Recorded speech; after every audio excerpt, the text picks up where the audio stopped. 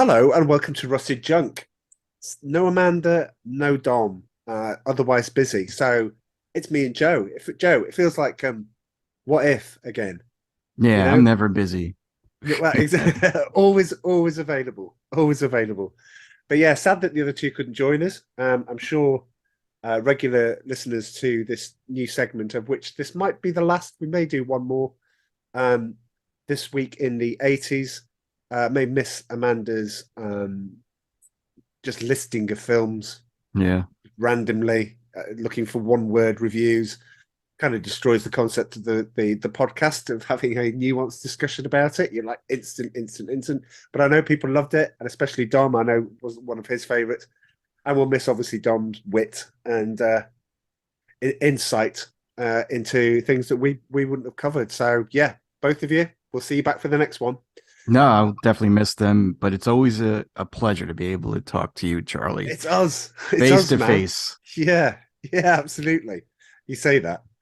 Um, anyway, so the week that we are looking at is the second. I mean, you can have yesterday if you want. And I thought if I include yesterday, you get all the April Fool's things like spaghetti trees. I don't know if you know that that's a famous April Fool's over here. No, that's not, I never heard of Yeah, the that. What's a BBC spaghetti said tree? that it was back in the 80s, 80s or 90s, and basically they found a way to grow spaghetti on trees, and it fooled loads of people because they actually thought that trees could actually now sprout spaghetti. So when everyone said April Fools, people say, "Oh yeah, like spaghetti trees." I mean, I don't know if you have a famous one over in the States that hoodwinked everyone. I don't know. No, I did one because I used to write a lot for WDW News Today. Yeah. And one time I did one, and we normally don't do April Fool's jokes, but I decided to do it, and I got cleared by the management team. I had it where, and it must have been about maybe 8 or 9 years ago. Oh, I'm dying to hear this one. Go on. I had it where Rosie O'Donnell was going to play an older version of Mary Poppins for Mary Poppins 2 or Mary. And I think I might have called it Mary Poppins Returns, before they actually announced the sequel. Right. And people just freaked out and they bought it hook, line, and sinker because I had a picture of her and I had a picture of Julie Andrews next to each other. And then I had like these quotes that I made up for by Rosie O'Donnell saying how much it's her favorite movie. She watches it every day and she's looking forward to putting a different spin on the character. And people were just freaking out. Did Just somebody like, ask Rosie O'Donnell? what's that? Did somebody ask Rosie O'Donnell if she was all right with this? No. But Okay. Could you and then I imagine got a doing lot. that today? I mean, Joe, you'd be fired. I mean, Well, I got a lot of hate mail too, because right. people Okay. were like, "How dare you do something like that? This is supposed to be a serious news site. You shouldn't be doing something like that." But it Ooh, got a lot of well, clicks. That's all that matters. it's all about the clicks and the likes. Yeah. Indeed. Indeed. Well, so yeah, as we said, we're talking from the second to the ninth. I suppose we could go outside of that. I mean, Amanda goes through the whole decade. So, I mean, literally it's got a time machine that just goes in and out. Uh, but do you know what? Because it's just you and me. You go first, Joe. I've got Okay. I've got a few things. I got a few What have things. you what have you got? So I have April 1st, 1984. David Lee Roth left Van Halen to pursue a solo career. Was Wow. that Okay, I didn't get that. You didn't get that one? That was my No. big one Wow. because I was such a huge fan of Van Halen. They were like the coolest rock band back in the '80s, and they just were on fire. No one else came close to them as far as I was concerned. I really liked their music. You had Eddie Van Halen was just one of the greatest guitarists ever that walked the earth. And then you had the front man was David Lee Roth, and they just worked so well together. Just the two of them. The other two, you can kick him out. you Well, why know. did he leave then? Because even I don't know this. Well, he started to get a big head because like back then the rock bands and still today, you got groupies and you got everybody hounding you and everything, and you got people whispering in your ear. It's like, well, you're really the star. You know, you should be getting more money. You should be in the forefront. And And I think he also thought that too. So he wanted to do his own solo stuff. They were also fighting all the time, Right. like where Eddie wanted to do their own original music. And if you remember, Van Halen did a lot of covers like Pretty Woman. What else was it? I'm trying to think. You Really Got Me. And those were cool songs. I mean, and I love hearing their versions of it, but Eddie just didn't like doing that. And so they had different philosophies, and Eddie was not easy to get along with. I saw a documentary recently on him, and he seemed to not get along with anybody. And neither did David Lee Roth. Was just a clown. He was obnoxious. He was very loud. He wanted to be the center of attention, but Eddie also wanted to be the center of attention. I mean, the band was called Van Halen, for a reason. Yeah. So he wanted to show he was always still in power. Eventually, they kicked him out. Trying to think when they kicked him out. It was after 1984 when they released the album 1984. It just wasn't going on. And again, Dave thought that after his solo album, he can have this huge career because, like, remember he did Just a Gigolo and Just a Gigolo and Just Like Paradise. California Some Living Girls. in Paradise. But those were, but yeah, Living in Paradise. That's a great song. It is a great song. As is, And, I mean, I like Just a Gigolo. I genuinely, if that's on, I'll just leave it on and sing. And I know all the words. but again, that was a cover, and so was California Girls, and that's what he wanted to do. He wanted to take pre-established songs and put his own spin on it and make it his own, and it was successful. Those songs really sold a lot over here, but that's not what Eddie wanted to do. But it sucked though, because it was like the worst thing ever. It was like the Beatles breaking up for us over here. To see David Lee Roth going on. You couldn't picture Van Halen without David Lee Roth, and Yeah. you couldn't picture David Lee Roth without Eddie Van Halen, and it just was Like such a Queen without dire Freddie time. Mercury. They tried to Yeah, replace him with that flamboyant Adam Lambert, and it just falls flat in its face for me. Just it seems it's been going on for a long time, wasn't it? Didn't it just end recently? what the Queen thing. Yeah. No, I think they're still. I think he's still part of it. Well, he's doing his solo stuff now. It's just.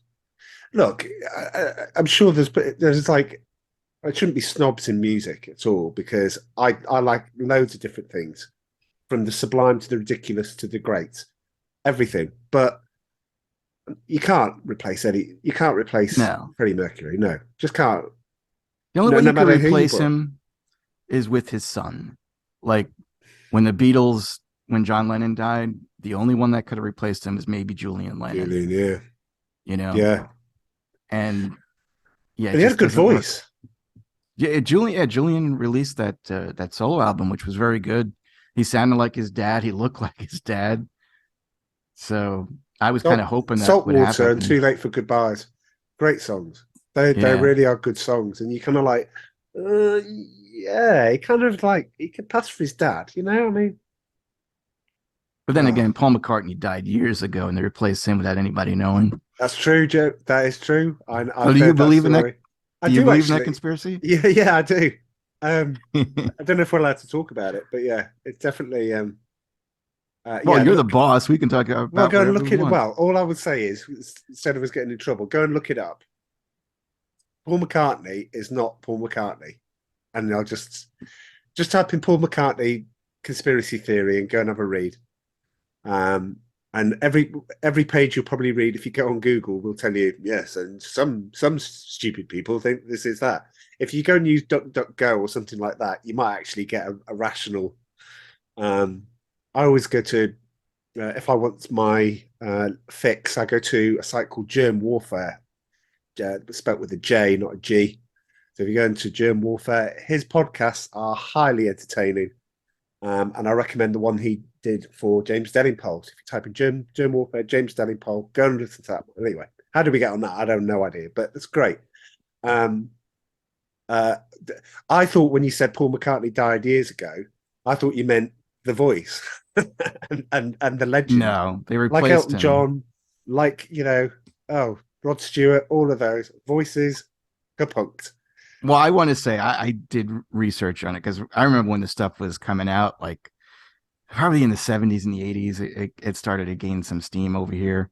And I believed some of it, but then now I don't believe it at all. But because again, the Beatles were putting clues on their albums, and it's like it's Yeah. something you don't do. Yeah. It's like you look at the Sergeant Pepper album, and it's like, oh, there's a car, and it's crashed, and there's flames coming out of it, and then there's flowers that looks like something for a funeral, and it's a bass, and it's only got three strings. It's stuff they don't do but it was fun. It was always fun, like where people were It's a bit trying of a to, read. Yeah, go and have a read yeah, and just see what you think of it. Right. yeah. Well, blimey. And it's sad when Eddie died. That's when Van Halen ended up completely disbanding, Yeah. and they cremated him so we can forget about any cloning of Eddie Van Halen. Uh, There'll only ever be one. I think in my top 20, 80 songs, of which there is extremely high competition, you've got to have Jump by Van Halen in there. yeah, I can't see any way that it doesn't get in there. And it would push some really good tunes out, but because it's better. yeah. I saw them in 2007. Wow. They reunited without Sammy Hagar, which I was so happy about. And Michael Anthony, who was the bass player, they didn't ask him to come back, and Wow. they used Eddie's son Wolfie, and they were great. They were so damn awesome. I'm so glad I got the chance to see them. And David Lee Roth sounded not as great as he once did, but he sounded pretty damn good. I was Yeah. completely happy. Eddie was amazing to see him play guitar. It just was one of the highlights of my concert going life, I would say. Oh, nice. I'm going to write down links. So if we can get a link to that Van Halen concert, I'll put it in the YouTube. I will start actually putting YouTube links in. Definitely. I don't Um, know if it was in Tampa Bay. I don't know if they actually recorded it or anything like that, but I'm sure they recorded some of their concerts. I got some bootleg stuff from some of my friends hmm, from the concert that we went to, which is kind of cool to listen to. hmm. You have a favorite? Well, you said your favorite's Jump, Oh yeah, right? it's well, I mean, at the start of Ready Player One, that little glint of a good Spielberg film in a sea of awful Spielberg films. Suddenly, this one comes along, and you go, "It's great." I know. I listened to your recent podcast where you talked about the genius of Spielberg in days gone by, as opposed to whatever this is, the stuff he's putting out at the moment. Um, as well as I do, well, because we talk about it a lot. Jaws is my favorite film, it's best film of all time, and so I have a lot of disappointment with him. But Ready Player One, genius. To start it with Jump by Van Halen and to finish it with You Make My Dreams Come True by Hall and Oates. You just think that's brilliant. Somebody's done their research on all of this. It's just great. Um, Speaking of bands not sounding as good, I went to see the Midnight on Thursday. I'll put a link in the bottom to my videos, my YouTube channel. Yes, I have another one where I took video of them. Very 80s, very 80s, but so good. And he said, "I'm going to really apologize because I feel like my voice is going, so I'm going to ask you to sing a bit." And I was like, "Oh, here we go, the old Elton John trick, get everybody else to do it." And everyone goes, "Oh God, didn't Elton John sound great?" No, he didn't sing anything. He didn't sing anything. You sang the whole concert. That's what you had. But it turns out that he could hit all the high notes, and he just did it. He just went and knocked out the park. That's such a good band. So yeah, I'll put a link in the bottom. Um, okay, so I've got one then. After that, where do I go? Where do I go after that? On April the 4th, uh, I didn't list. Oh, I didn't list the year. I think it was. Uh, oh, it would have He was one of been mine. 80. No, last episode of Knight Rider. Oh yeah, no, that wasn't one of mine. Oh, I didn't get the year. Look at me with my bad thing. But I think it was around 86. I would put that when Knight Rider finished. Um, and it went for four seasons with 90 episodes. Um, The problem is when you have, and it was, whichever way you look at it, lightning in a bottle in a series, because it worked. It worked. People liked it. They had different stories. They had the opposing one, Car, as opposed to Kit. You had that. It was great. Visually, that's all we talked about. We couldn't wait to get out after seeing Knight Rider, to get into the close, to get into the gang, and say, "Oh, that was like the most amazing thing. Did you see what he did?" And then the laser, and then the helicopter, and just loved Knight Rider. However, there's a problem because they've always wanted to try and recreate Knight Rider, and when you look at what they've done to Knight Rider, every time they reboot or relaunch or do it falls flat on its face because they can't get the concept right. Even when you bring David Hasselhoff back. So listen to this. After Knight Rider, in 1991, they made Knight Rider 2000, which starred David Hasselhoff. And basically, they were combating Mitch Pledgley, the guy that was the Mulder and Scully's boss in the X-Files. And so they made this film, and they showed it in the event of going to make a series out of it. But the series was cancelled after they saw the film because it was dreadful. So that was called Knight Rider 2000. There was Knight Rider 2010, made in 1994, which had no David Hasselhoff, no Kit, no Pontiac. It was a Pontiac, wasn't it? Was it Trans Am? Trans Am. Sorry. This one. Well, that is a Pontiac. Though. Okay, is a smuggler, who's working for a woman, in the sort of like in the bureau. She dies, and her spirit is put into his Mustang. Then they make Knight Rider in 2008, and it's just all getting out of hand. Then they had a series made in 97 to 98 called Team Knight Rider. It's set 10 years after Knight Rider. They had 5 operatives that were trying to do the job of one Michael Knight, of Flag, the Foundation for Law and Government, cancelled after 1 season. Knight Rider, rebooted in 2008 to 2009. This time, it was the son of Michael Knight that was put in, and he was put in the Knight 3000. That was cancelled after 1 season. And you're just going, do you know what? There is such a time when you go, we can't seem to do this. But here's my problem. A talking car with loads of gadgets and someone with charisma. And you got to argue, might not like him, but David Hasselhoff has got charisma. He's got enough to carry a show. It's Baywatch, Knight Rider, whatever. He's got enough to carry it. How can you get that wrong? Even when you bring the people back, how do you get it wrong? Because, I think one of the films, they upgraded it to a Lamborghini. Okay, why not? But how do you get a Knight Rider reboot wrong that it gets cancelled after a season? I mean, it's not Willow. But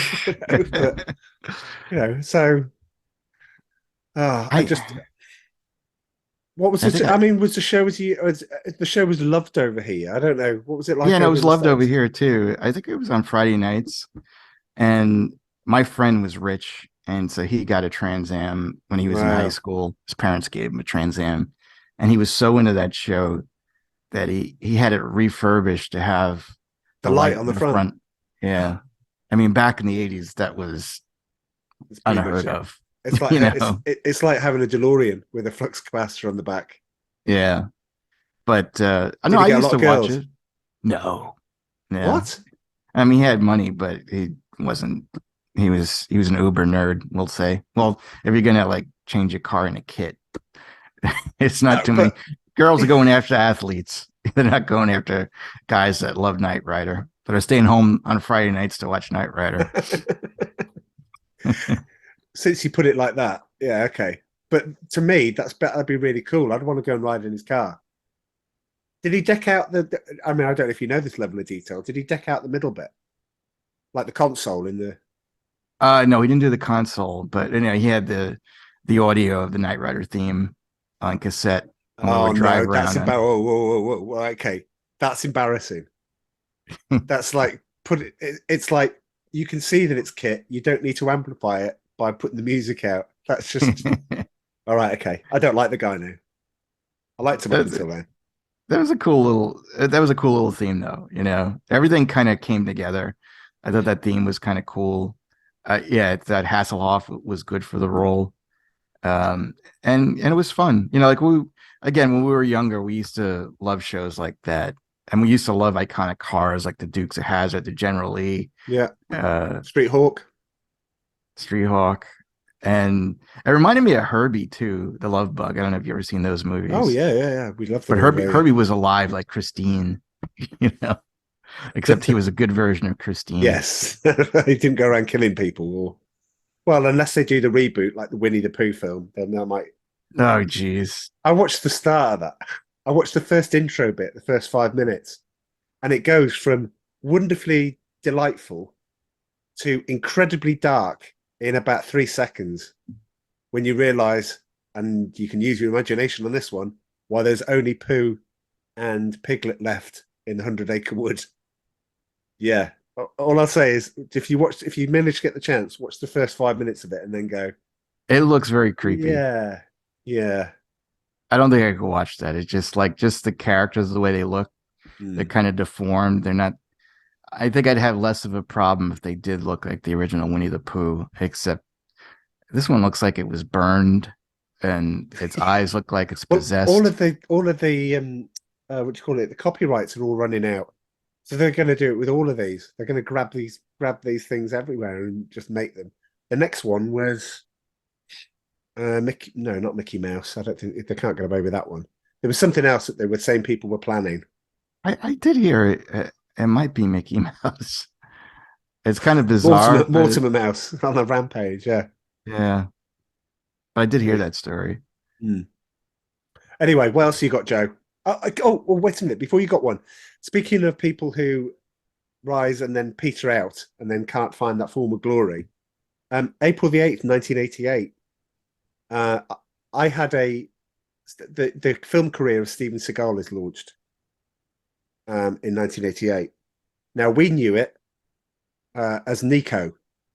You knew it as above the law. Oh, really? It's called Nico by you. Nico, yeah, well, that's Nico was plastered all over the VHS covers. It was Hmm. just called Nico. It's never called Above the Law. So when I started at Capital One, I was like, oh god, yeah, Nico in back with his first film. And the Americans that were working there going, hell are you on about? It's Above the Law. No, it wasn't. It was called Nico. Quick trip to the internet. You're like, what? So whenever it got mentioned, they always just immediately jumped in with Above the Law. You don't know what you're talking about. But he made Mark for Death, Under Siege 2, um, you know, great. His career ended with executive decision in 1996, which is good because, sorry to Hmm. spoil it for you, but you've I had enough agree. time to watch it. He dies in the same way that Samuel L. Jackson unexpectedly in Deep Blue Sea. Just and you're not expecting it. You just think this is good. Executive Decision is a remarkably good film. Um, but then after that, makes nothing but straight to straight to stream, well, straight to VHS at the time, straight to DVD, straight to streaming with titles. And this is one of those things where you should have a Steven Seagal movie generator. So you just tap one side, tap the other, and it just puts up random words, and then it would create Renegade Justice, Maximum Conviction, and Contract to Kill. These are the kind of stuff that he's making now, and nobody's watching them, and nobody's interested. But I watched Yeah, Under because well Siege now 10 days ago, and he's that's not so fat. good. He's obese now. Yeah, Like yeah. he's more in line with an elephant than he is a human. Mm. And yeah, his movies are just like he does the least amount of effort possible. He basically sits down during most of the movies that he does, and like someone will come attack him while he's sitting at a table, so he doesn't have to stand up and fight him. I've seen some of his stuff, and it's like you got to be kidding me. He flips a guy that comes to attack him while he's like having like a cup of tea and like Oh uses no, his is it that arms, bad? I haven't seen him for ages. Yeah, he's really bad. And then he's got that that goatee. Everything is like Yeah, I saw the super goatee. dyed, like black, and he's just a mess. Well, I told you he used to live by me in Staten Island, Hmm. and I was renting a VHS at the time, and then when I went to go pick up my VHS, I finally found something. They're like, "Oh, Mr. Hogarty, did you see Steven Seagal was right next to you? You two were looking at the same video." And I was like, "No, I didn't ever looked up, but he was right next to me." Oh wow. And I was like, "Oh crap."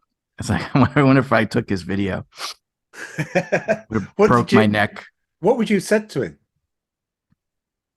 I don't know. I had seen Above the Law. Um, Nico. no, Above the Law. Nico. But it was funny because we had in Staten Island, like when Under Siege came out, they had these giant posters up all over Staten Island. And I think it was because he was living in Staten Island at the time. Like everywhere you went, like they were huge. They were the size of buildings. And back then, they really weren't big. But I think that they were trying to promote Steven Seagal or have everyone in Well, that they should. borough They should. go That and see film it. is brilliant. And only when I watched it on Netflix, because I couldn't be bothered to go and watch it on other platforms, I just picked one and just had it on. Suddenly I realized for years I've been watching the censored version because I saw the uncensored version. Wow. Okay. But he is super arrogant. Every story you hear from anybody, no one says anything nice about him. They just say what a jerk he is. He's a pervert. He's a bully. He thinks he's God. He thinks he's above everybody Well, he's married else. to Kelly LeBrock, I mean, come on.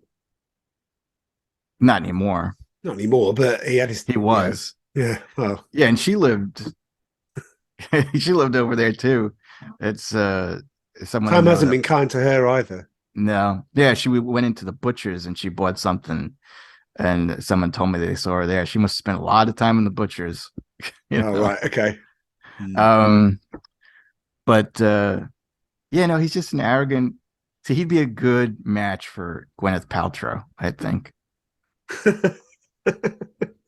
Oh, the court case that has everybody hooked. It's hardly the O.J. Simpson case, is it? That somebody went into her on skis. Well, you hear they ruled that she was innocent. Yeah, Yeah, no, it was funny because first the of all, guy's that whole financially ruined now because of something that happened 7 years ago. He decides to sue for it. Sees some dollar signs, sees an opportunity, and thinks, well, yeah, I mean, I don't necessarily believe the guy, but I believe that she's just an arrogant bastard and that she would go plowing into someone and abandon the scene because she accused the guy of potentially raping her. After she plowed "Yeah, I into saw him. that. That was a bit. That was a bit." And She goes, yeah, she "Well, he thought was she's been molested or something. he was under my legs and he was moaning, so I had to flee." Yeah, It had nothing to do with the fact that you plowed into him and that he was like unconscious at the time. she's And not. then She's not one of life's nice people. I think. no, she's not. She's just very arrogant. Yeah. A- Anyone that Anyway, can make a candle that smells like her lower half, as we say, and sell it online.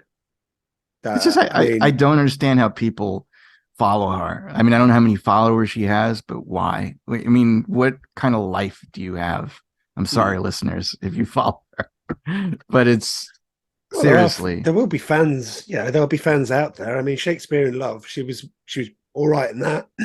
That's how she sort of like came to fame. And then there's other films like Sliding Doors and things like that that we have affectionately over here. But nah, she was all right as Pepper Potts. No, I disagree. I didn't like her. She was all right. Oh, I liked her when she was in that movie with Jack Black when she was fat. Um, Oh, yes, another one. Shallow Hal. Shallow Hal. Yeah. See, I thought that was fun because she was able to make fun of herself, you Yeah. know? So, But then, oh, the woke, the woke band leader and the woke person get together and create this uber woke Chris Martin and Gwyneth Paltrow. Oh dear, Coldplay meets Gwyneth Paltrow. That's off the scale. Your woke meter's just bust. It's just gone boom like that. I can't even imagine their Nonsense like that. kids. I don't want to insult their kids. Well, they're adults now, but Apple and and Moses. oh, is it Apple. I Yeah. thought it was apple and onion. But Surprised yeah. it's not. No, apples and apples and oranges. That's what apples it and should have pears, been. apples and pears, apples and pears. Down the market. Um, anyway, I've hogged it for too much. There's Steven Seagal. I genuinely, movie star actor, definitely not. Definitely 100% not. Movie star, yeah, for the short time he's. Well, the whole thing too. So, like when he started making the crap movies, what was the one that he made with one of the Wayans brothers? Um, the Glimmer Man or something like that. Was that Oh, it? that rings a bell. Yeah. Yeah. Um, but after that, I felt like he started really going downhill. And then what happened was it was either Nepal or Tibet. They were convinced that he was the reincarnation of either Buddha or one of their Yeah. gods. Oh God. Yeah. I forgot about that. Yeah. Yeah. And so he left this country and hung out there. And basically, I heard all he did was he got laid. It's like all these people would come and he would like look at the women and go, all right, I want that one. I want that one over there. And get me a meatball sandwich too. You know? Do you know? Can we just? Don't you feel a little bit jealous that there he was? He's married to Kelly Brock. He was making all these sort of watchable films. I mean, really watchable films. Or watchable films. Then moves to another country, gets deified as a god, gets all the women and meatball subs and everything else that he wants, and then comes back and people still wanting to make films.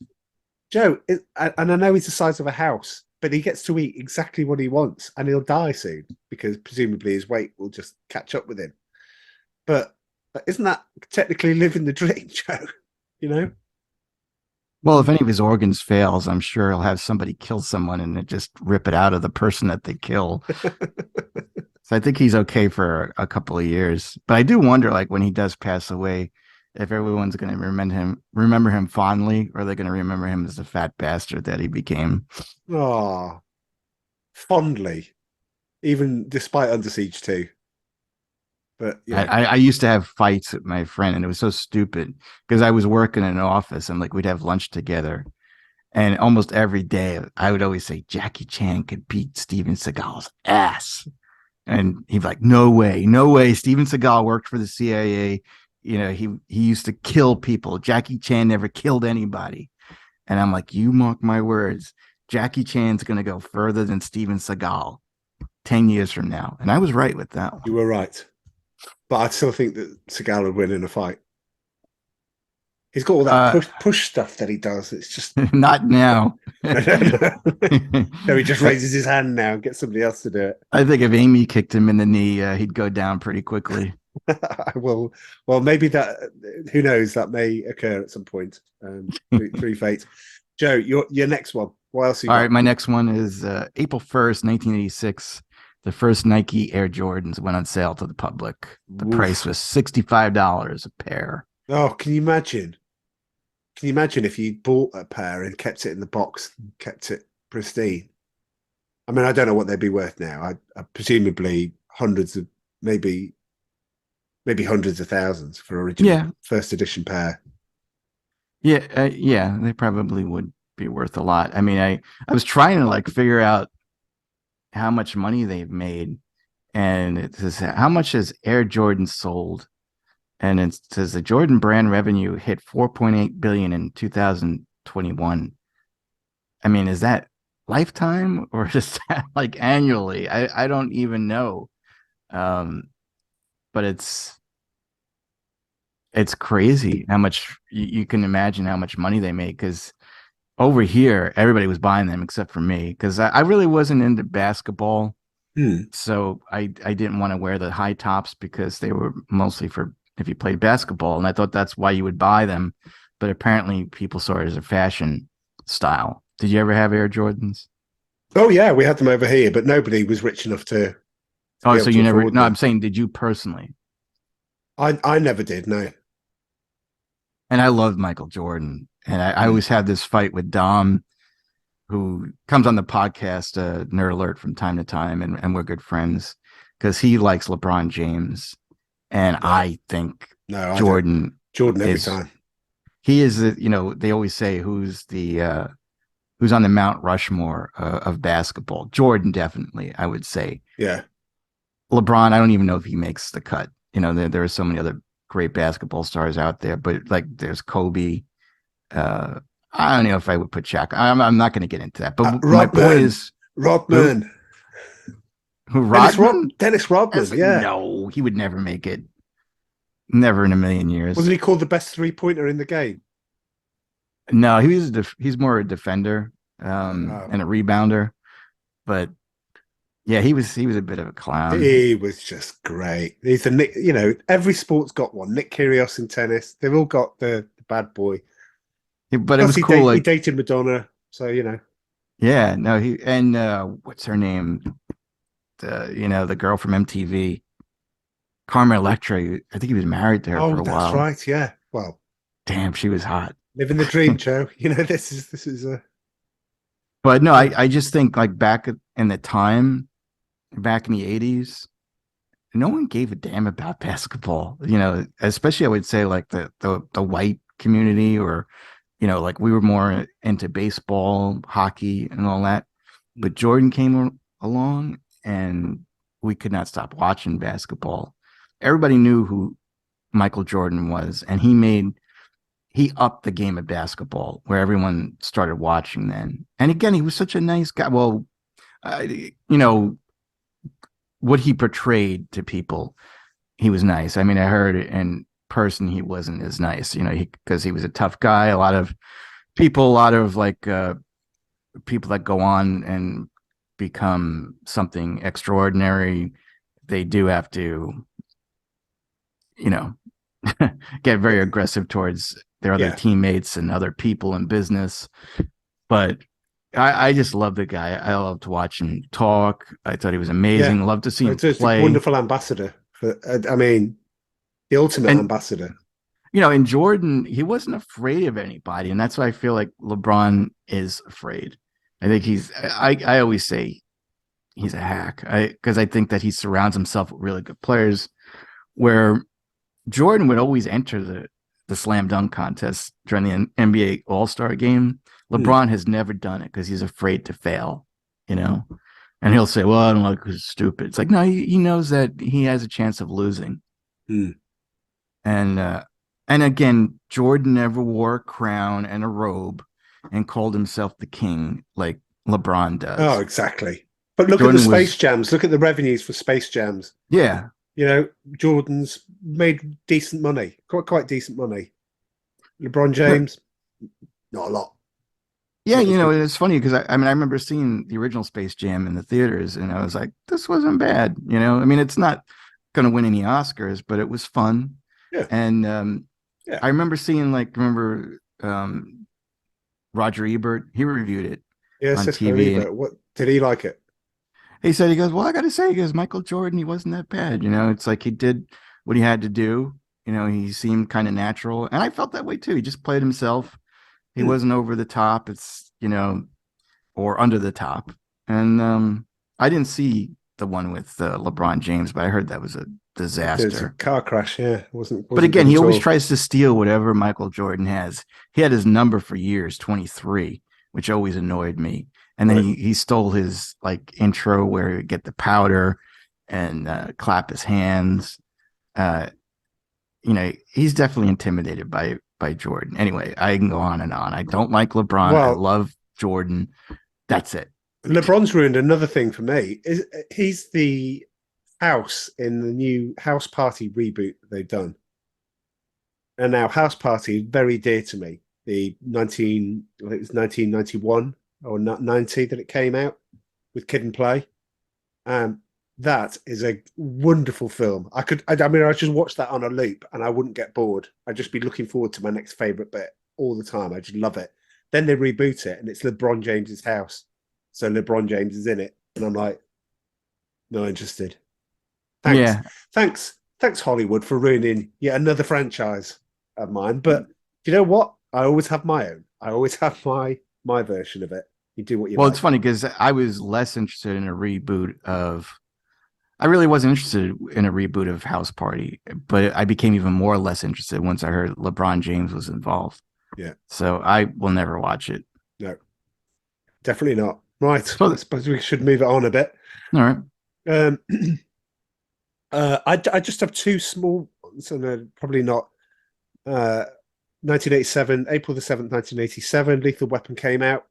Um, Cost 15 million to make and made 120.2 million worldwide, 65 US domestic. It just shows that if you've got a good film and it does well, then people generally love it. You know, it will go everywhere. Lethal Weapon is a great film. Lethal Weapon 2 is better, but we've had that discussion on the podcast. Please go and listen if you haven't, because we've done both films. We love them both, but Lethal Weapon 2 is better. It's just the fact that they're making Lethal Weapon 5. I don't think they'll mess that up. Did they start filming it? Not yet. Yeah, I don't know if it's ever come to fruition. Oh, he says he's made a promise to Richard Donner. He's going to do it. So he's got to go through with it. I think the magic is there. I think the magic will always be there. And unlike Indiana Jones, which is going to be awful. Yes, you heard it here first. Please come back and listen to this once you've actually seen the film. But yeah, it's going to be horrendous. Nobody wants to watch. I think you said it on your podcast. Is it? Or is it something another podcast I listened to? Nobody wants to see an 80-year-old Indiana Jones knocking around anymore because they wanted to see him when he was in his 40s. Not anyway. Well, he's going to be de-aged throughout a lot of the movie. Oh, but what's the point? What's the point? Just leave your technical tricks and gizmos and stuff, and just. If they do the de-aging really good, and it looks like from the scenes that we've seen, it does look really good. It might win people over. No. Yeah. Well, I know you'll be going first or second night. Oh yeah, I will. And then you can come back and tell me, don't go and see it. Yeah, it's very possible I'll hate it, but still want to see it. No, absolutely. Anyway, so yes, the joy of Lethal Weapon. As I say, go back and listen to what we talk about that. Did you hear that they're making a sequel to Gladiator? I didn't. No, I just think it's crazy that they're making these sequels. Well, I think can't have Russell Crowe in it. I mean, Denzel. No, he's dead. He died at the end of the first one. Denzel but Washington. I mean, it could be. I don't know if it's going to be like a branch off story from it, whereby he has to come back and in a vision or something like that, and guides him through the spirit world. I don't know, but he can't because Russell Crowe's a big lad now. No, I know Ridley Scott has been talking about it for years, and I think that they got Denzel Washington on board. But the other one I heard recently was Heat. They're making a sequel to Heat. Why? Al Pacino. But the cast sounds pretty cool. It's Al Pacino. It's oh man, De Niro. De Niro's not in it. But he died, didn't? Well, yeah. Who is it? The guy who played Elvis, Austin Butler. Okay. I'm just looking this up too, because they're big names in it too, which I was kind of surprised. Getting on though. Is he like in his 80s now? Al Pacino. Yeah, he's definitely up there. Oh, this is annoying. Okay, rumor cast. Oh, here we go. Let's see. Oh, the guy in Star Wars, Adam Driver. Okay, I like him. Yeah, okay. Maybe, but you can just leave some stuff. Why can't it just stop messing with our stuff and just invent some new things? Yeah, it's crazy. I mean, that they would. I mean, how old is that movie? 96. And, yeah, that they would come out. Well, anyway, sorry for going off on a tangent here. No, not at all. Please don't tell me the plot for the new Beverly Hills Cop movie. I'm just really not interested. Oh, why did you hear it? Yeah, well, because we said that on the podcast that they're developing a new Beverly Hills Cop film. I know, but what about the plot? Did you hear it? I don't know. Oh, Ana de Armas is also in Heat too. Who? Ana de Armas. She was in well, she was recently in Blonde. She played Marilyn Monroe. Oh, I didn't watch that. And she was in that James Bond movie where she played that Cuban agent. And what's that movie? Oh, right. Oh, okay. The murder movie. Not Glass Onion. What was the original one? Knives Out. Knives Out. Sorry. Right. Yeah, she was the what she was the you know the main character in Knives Oh, right. Out. Okay. No, I think she's really good, and just hearing her and Driver and Austin Butler, Al Pacino, I think is done, but I guess he has to be in it. But anyway, sorry, tangent done. No, no, not at all. I think the worst reboot I've ever seen was Coming to America sequel. That I genuinely can't think off the top of my head a film that is worse than that. Well, you haven't seen Willow, but Well, it's no, a TV, yeah, I know, a TV series, but films that whoever came up with, whoever conceived of that idea is it's awful. It oh God, it's dreadful. I just put it out of my mind. yeah, but again, that's when people were influenced by the whole Me Too movement, where it's like, well, the daughters need to be the rulers of I Yeah. was going to say Wakanda. It's not Wakanda, Oh, whatever it is, Zamunda. Zamunda. All right. I only have one more, but I don't know if it's the one that you've got. You're going to talk about the launch of the Fox network. Yes, we Oh, right. finally Okay. got Well, I'll one. leave. Fine. Then this is the way that we will finish, dear listeners, and we'll keep it. We're sort of within the hour. Oh, you could say it, No, and no, I'll no, just. no, no. That was mine. So yeah, let's talk about that. All right, it was April 5th, 1987. The Fox network made its debut. Wow. Have you got the first two shows on there? Well, Showing. I have that the first thing that aired on the Fox network was the Joan Rivers show. Oh, I have Married with Children. Well, yeah, that was the first sitcoms. It was a Married with Children and Tracy Ullman show. Tracy Ullman show. Yeah. So those were the first sitcoms. But when they launched the Fox network, I think they used to show like a lot of uh syndicated stuff or, like reruns of old shows. But I the Love very Lucy and stuff first, like that. yeah, exactly. But the very first thing that they showed was Joan Rivers used to host for the Tonight Show when Johnny Carson was on vacation or he wasn't feeling well, so they gave her own show, and that was the first thing to really launch. That's from what I read. But the two sitcoms, yeah, it was Married with Children and the Tracy Ullman show. Did you Uh, watch either one of them? yes, yeah, because we had the Tracy Ullman show over here, which is why I first saw The Simpsons. That's where we first saw The Simpsons, and we were like going. And the Tracy Ullman was famously part of Three of a Kind. So it's a TV show with Lenny Henry, Tracy Ullman, and David Copperfield. No, not the magician. Um, and it was just the three of them doing a sketch show. Unfortunately, um, she sort of she sort of carried that show because nothing Lenny Henry has ever done has been funny. So pretty much everyone else in a show with him in has to carry it. I thought it was a fun show, the Tracy Ullman show, Yeah, she genuinely had some good characters. and that's what She she would do. rebooted her show recently, and it was quite unfunny. Um, but yeah, I guess she's Like got a different audience now, a different political persuasion.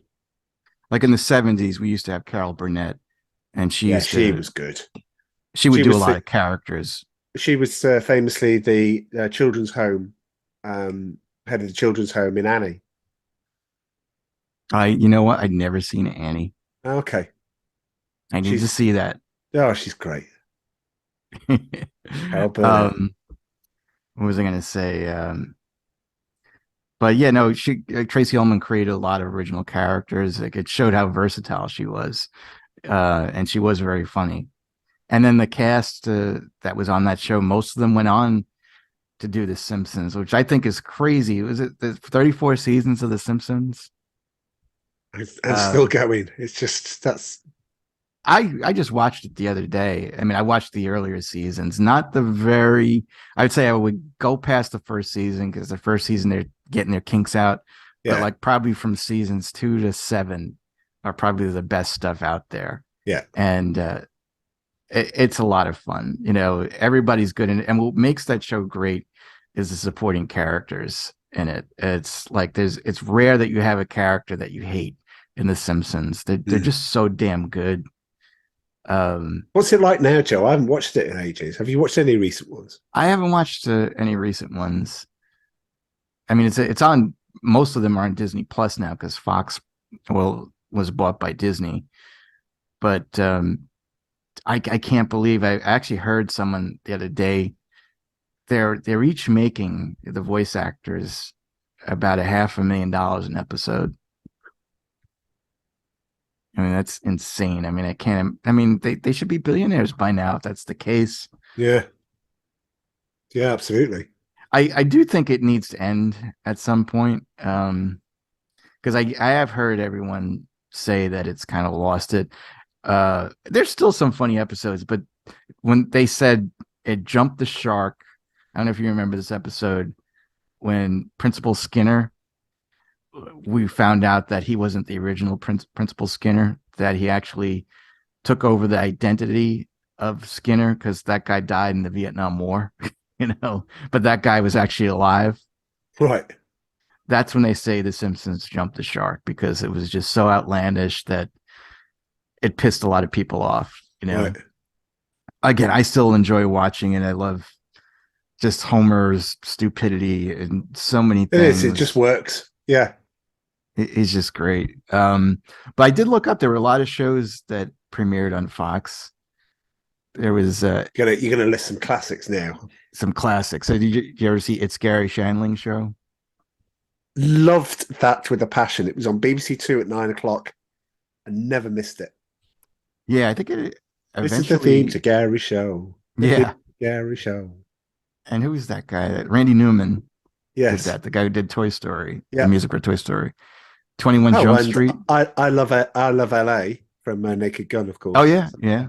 Yeah. 21 Jump Street. Did you ever see that? Johnny Depp. Yeah. Watch that. I never seen a single episode. I've watched the movies that was Jonah Hill and that other dude. Pretty Boy. It was really good. I haven't looked it up, but I know one of the shows that's on there. TV 101. 90210. No. TV 101 was about a media studies class at high school and the things that they created and scrapes that they got into, and it was just like a thing.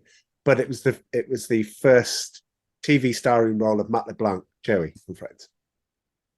Okay. And no, I used to love that show, and that was a Fox one. I remember that. I remember one of the first Fox shows, they had George C. Scott playing the president, and they showed a commercial of it where he was walking in his bare feet and he put his feet in water because it was hurting him. And I was like, I can't watch this. It just was such a disgusting looking image because he was in a suit and it was George C. Scott's ugly feet. And I was like, I will never watch this show. Thank you. You ruined it. Because I did like George C. Scott, but that just grossed me out. What's some of the others? In Living Color. Oh, well, these go beyond the 80s, but these are shows. Yeah, I did watch that. I always tell you to watch this. Parker Lewis Can't Lose. I'm going to write it down.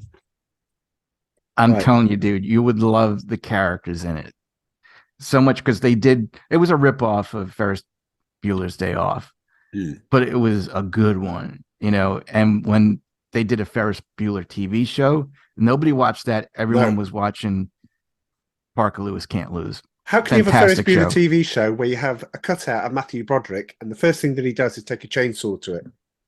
You just killed your show. I did not know that. That's the first thing he did in the Ferris Bueller show. Is this guy? This guy's trying to play me on cinema.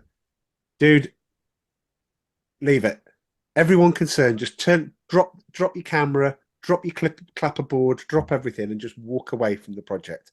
It's not going to work. But that was a water cooler moment, though. Parker Lewis Can't Lose, because people would be sitting around and talking about, oh, did you see the latest episode? Well, then I need to see it. Yeah, so you should check it out. I will make it I will find it. Get a Life. I liked Get a Life with Chris Elliott. Never heard of it. Yeah, I asked you once if you could find me that movie Cabin Boy, and it's such a goofy movie, and I'm sure you'd hate it. With David Letterman. Yeah. But it's Chris Elliott used to be on David Letterman, and he was just a recurring character. I always felt his humor was funny. Not everybody gets it. But he basically he played a 30-year-old paper boy that lived with his parents and get a life. And I thought it was hysterical. I don't know, that was kind of funny. Herman's Head. Yeah, I'd heard of it, but I never really saw it. Yeah, they that was a rip inside out ripped Herman's head off. It's basically his emotions was inside of his head and they kind of controlled what he was doing. And you would see inside of his brain there were people living in there. It was okay. Martin. I loved Martin. Martin Lawrence. Oh yeah, yeah, I could see how that would. Yeah, First two seasons were great. Anything after that, not so good. 90210. I never yeah. seen a single episode of that. You know, it just was too Saw a couple. There was like Melrose Place and things like that going on, but Malcolm in the Middle. Did you ever see that one? yeah, yeah, that was good. That That was was all right. good. I wouldn't watch it all the time. The Bernie Mac show. Didn't watch that. That's a great show. I really like that. You know, if Okay, you ever get a chance, check that out too. But that's all I got. But that's it. Well, and the legacy of Fox lives on. yeah, no, it's amazing that because no one thought they can compete. Like we had three big networks here. I know you didn't have that, but we had ABC, CBS, and NBC. No one ever tried to compete against them, and Fox did, and they were victorious. Mm, They had and the Simpsons at some point beat Cosby, you know, which was unheard of. They actually put the Simpsons against Cosby because the Simpsons used to be on Sunday nights, I think at 8 o'clock. mm. And they were so confident because it started beating Cosby in the weekly ratings. They're like, well, let's just put it up against Cosby and see what happens. And they beat Cosby up against, Thursday at 8 o'clock. That was the Wow, prime time thing and just amazing. nice. Well, what a good, a nice way to end this particular podcast. I'm off on holiday, and so yeah, I don't know. We're going to have when I come back. Yeah, we'll work out what we're going to do next. But I hope you enjoyed this. I mean, it's just me and Joe, but we're pretty good. We've been done this for years now, haven't we? To be fair, we can Years. actually say this because Hmm. for those that are just listening to the podcast during lockdown, Joe and I started talking regularly. We don't probably talk as regularly as we did then, but we still do. But we were talking a lot, and it was just genuinely when you could go around, an hour circuit through the fields, and it was beautiful out there, and just chatting with Joe and getting to know what made him tick and everything. It was just a joy. It was just great. So yeah, so when we're ever chatting again, it's like this. It's like um, cool. Anyway, right. I'll put some links below. For some reason, my video is looking like it's stuttering slightly for some reason, but good job. This is at the end. Um, cool. Joe, do you want to tell everyone where they can find you? Apart from Rusty Junk, of course. Yeah, I host a show called WDWNT, which I'm Oh, because they look at changed it. you. Wait a minute. No, I'm the they one that usually changed it. messes it up. No, you know what it is? They changed the name of it actually because I would say WDWNT Nerd Alert, which I guess I can still say, but Yeah. they call themselves now. They used to be Walt Disney World News Today, so they have to call themselves WDW News Today. They can't use the Walt Disney World anymore for some Right. reason. Anyway, it's WDWNT Nerd Alert. Yeah. Type in uh, Disney Nerd Alert podcast. And yeah. yeah, and we basically talk about a lot of nerdy stuff. We go beyond the Disney properties that they own, like Disney owns Marvel and Star Wars, Pixar, but we also get into DC and we get into a bunch of other ones. And I'm sorry for the phone ringing, I couldn't but hear it. that's good. You got good noise Listeners might hear it. cancellation. Yeah. Anyway, check us out. Yeah. Um, and you'll be able to see my other when I put the links in the YouTube, you'll be able to see my page where I've got quite a lot of subscribers. Called Charlie Gig Goer. So yeah, you'll see my latest videos of the Midnight Concert, which I'll post below. Apart from that, cool. Right, I'm going to pack my bags. I was going to say put sun cream in, but we're not going very far. We're not going outside the UK. So adios, and I'll see you when we get back. See Cheers. you. Bye.